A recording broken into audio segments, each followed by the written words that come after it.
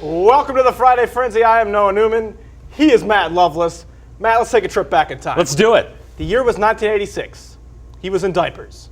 A gallon of gas was 89 cents on average. That's What Friends Are For was the #1 song. It's a good one. Ronald Reagan was president, and the Right. St. Teresa boys basketball team went to state. And then we agree on this one. Rex Ryan. Rex Ryan. Perfect fit, right? Why not? Get back to your roots. Exactly. Defensive coach. Is this loss the final blow to Coach Weber's career at the University of Illinois? There's a good chance we could find out next week. Mike Thomas likes to make decisions quick, judging from his past decisions with Ron Zook and Jolette Law. The spring schedule came out with all the practices. This is the one we really had circled. The Fighting Illini football team scrimmaging tonight here at SHG. It gets underway at 6 o'clock, and the best part is it's free and it's open to the public. And a lot of interesting storylines here, including a special homecoming of sorts for a couple players, including Rochester native Wes Lunt. And John reiterated numerous times that leaving Ohio was a very tough decision. In fact, when he looked at the pros and cons of coming here to Illinois, there was one con, having to say goodbye to his team at Ohio. There you go. Look at you. Okay, that's very good. Beautiful, with Kurt's help, once Very again. good. Very good. Woo! The reverse. I know he can do that. Listen to the crowd.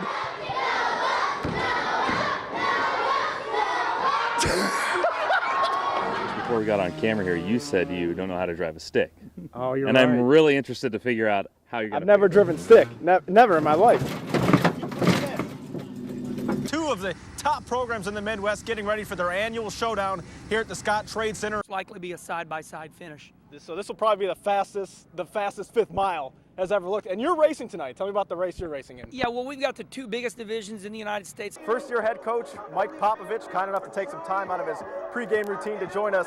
I have butterflies, coach, and I'm not even involved in this game. How do you feel right now? Nothing like a good comeback story, whether it's Rudy, Rudolph the Red-Nosed Reindeer, or the great 2014 Odyssey of Riley O'Toole. Over 90 minutes till tip-off here at Assembly Hall. It's going to be tough to top what happened last time we were here when fans rushed the court after that guy down there, Tyler Griffey, hit the game-winning layup as time expired. Had a good marketing team, and they just got millions off of it. I tell you what, it worked because a lot of people who probably would not have seen that movie, like a couple people who work in the office here, I know they would never see that movie. Never see that but movie. They went and saw but it. because of the backlash, they went and saw it. Are you going to see it? No, not at You're not all. gonna see It doesn't look interesting to me. I think it's going to be good. I'm a big fan of the Rogan Franco catalog, dating all the way back to their days on Freaks and Geeks. Racquetball is one of those sports that's just deceptively challenging, both physically and mentally. Trust me.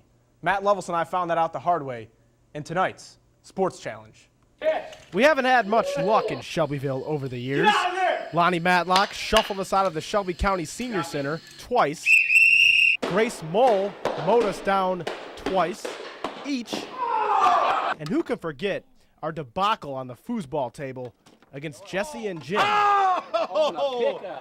Lucky for us, the foosball Wizards are giving us a shot at redemption, only this time on the racquetball court.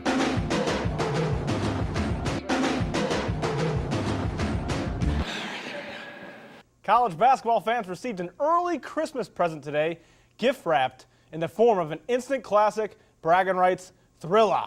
Illinois and Missouri squaring off in the annual showdown at the Scott Trade Center in St. Louis.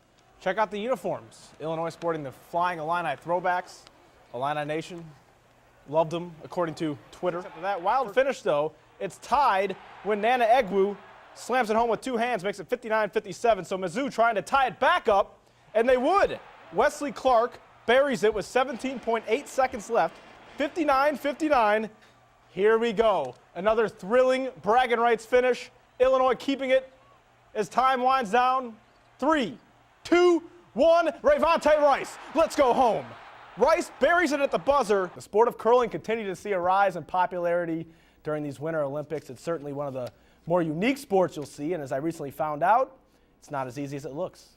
Signing the waiver here, so if I break an ankle or anything or fall on my face, you guys aren't liable. What's the date today? In the small town of Triumph stands one of Illinois' biggest gems, the Waltham Curling Club, the oldest curling club in the state. It's been here since 1884. They used to play out on ponds, and we actually got some pictures of when the ice got frosty and melted apart. Guys fell through the ice, actually curling. So Jim Thompson wasn't around in those days, but he has been curling here since he was in diapers.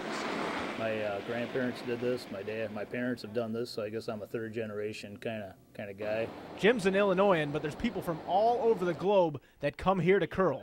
It's hard to believe people from Scotland and Canada and Wisconsin, all over the place that come over and participate. That includes an Olympian. Debbie McCormick, she plays third for the women's team. She's been down here numerous times. Chances are you've seen the sport on TV. It's good. Some call it shuffleboard on ice. The game starts with throwing a stone towards the target area. And let me tell you, these stones are heavier than you think. Yep, 42 pounds of granite made over in Scotland, shipped over, hardest stuff you can find. Next comes the really hard part, sweeping. Makes the rock go further. You're actually polishing the ice, getting rid of the frost.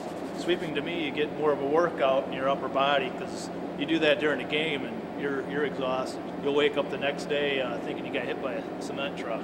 Each team gets 8 throws. The goal is to get your stones closest to the center of the target. Now, of course, Jim makes all this look easier than it really is. Here's what it looks like when a beginner does it. Oh, I can see how you can pull a groin muscle doing this real quick. Kind of embarrassing, yes, I know.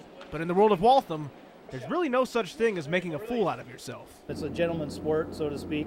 You know, there's really no trash talking out on the ice. If somebody makes a nice shot, they congratulate them. I was feeling pretty good towards the end of my throwing there. Do you think I'm a natural? I mean, could you see me having a future in this sport? Why not, man? The more the merrier. Everybody's got throwing form. It's what they got to do to be comfortable throwing a stone. So, hey, keep practicing. You'll be maybe the next Olympian. You never know. While redshirting his first year in Champaign, Nathan Shieldhouse watched Juice Williams become the first player in school history to pass the 10,000-yard mark. Tough act to follow, but by the end of Nathan's first season, there was no doubt he was more than capable. Shieldhouse became a household name.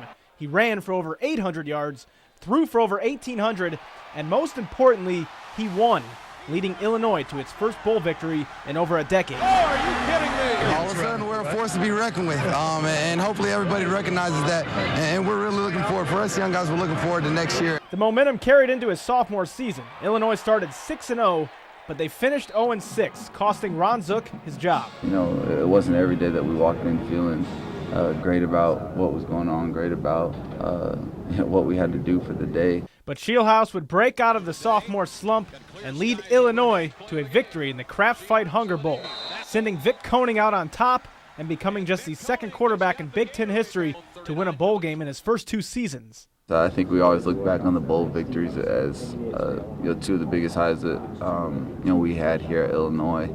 With a coaching change came a rebuilding project. Wins have been few and far between over the last 2 seasons. A rough stretch in which many would fold, but not Nathan. There's times when you want to look at the big picture and times you want to look at the final goal and end goal, and there's times where you definitely just want to focus on each day. And we just got to do things as a team to make sure that we're getting better, that we're doing the best we can each day. Last week, he helped Illinois snap their 20-game conference losing streak, and in the process, he became the second player in school history to reach the 10,000-yard mark, forever linking him to his predecessor. He was able to put up a lot of numbers here, and to say that I'm even, in the same, I guess categories as him on some of those numbers is an unbelievable feat. It's something I'll for sure, be excited to look back on and tell my kids someday, and I'm sure they'll probably think it's a whole lot of yards and, wonder when I'm not as athletic at that point how the heck I even did it. And when his future kids hear about their father's career, there's a good chance they'll hear just as much about what he did off the field than on it. There's not many Nathan Shieldhouses out there. I was blessed enough to coach on a national championship team that had a Heisman winner. There's not many Nathan Shieldhouses out there. The time is ticking, and the clock is about to strike midnight on my career and the rest of these seniors' careers here at Illinois, and it's just a surreal feeling.